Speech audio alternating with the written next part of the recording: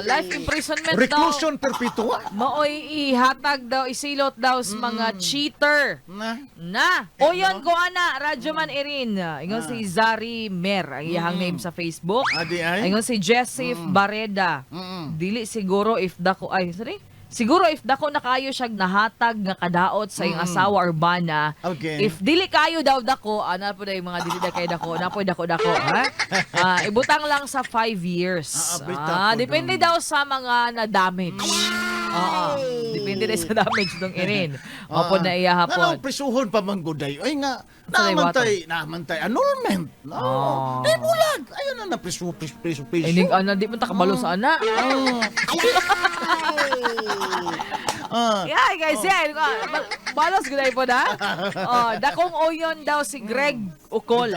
Pero si Dwayne Miller ingon pa niya, dapat daw sili elektrika. Grabe po dahil. Grabe. Ingo pa diri ha? Sobra pa daw ni sa krimen nga gikuan ka daw rin. Ingo pas bibing gumanit, ingo pas bibing Sa nga, layo ra na dong. Dapat dong hiluan ritso. Uy, grabe po na, oy. Alay po na mo, ha. Grabe po na mo bing oy.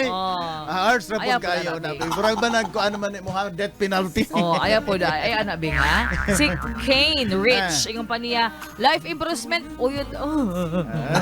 uyon daw siya daw ngirin sa Yes, life day. imprisonment, pero sa iya ha daw kasing-kasing ipriso.